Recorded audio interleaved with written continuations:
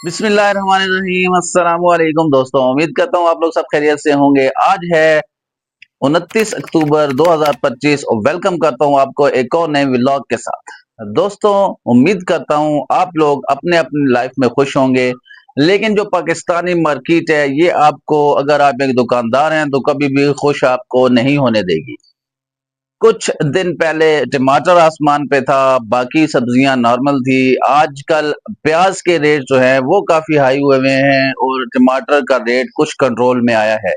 इसी तरह अगर मैं बात करूं करियाना स्टोर के हवाले से, तो करियाना स्टोर में इस वक्त जो अंडे की कीमत है इसने आग लगाई हुई है मार्केट में।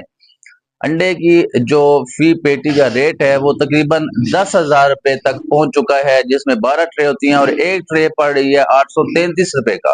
अगर एक अंडे की कीमत में आपको बताऊं तो हम लोग एक अंडा 28 रुपए में खरीद कर रहे हैं।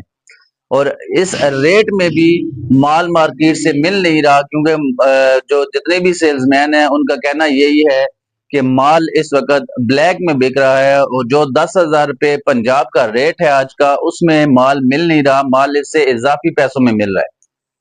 तो अल्लाह ही हाफिज है इन सब मार्केटों का।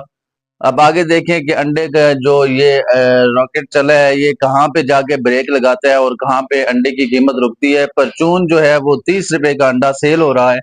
तो मैंने सोचा क्यों ना आपको आज के नए रेट बताए जाएं।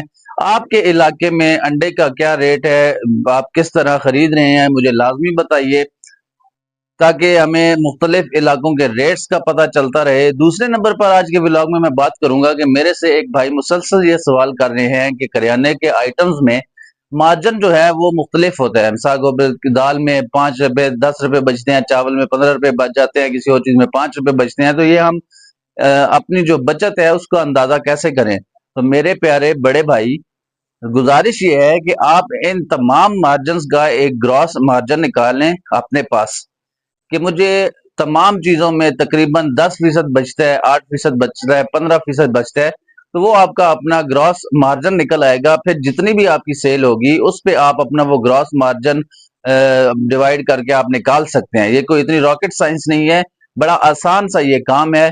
और आप मेरी पिछली वीडियोस भी देखें तो उसमें भी मैंने आपको ये सारे काम डिटेल में बताया हुआ है।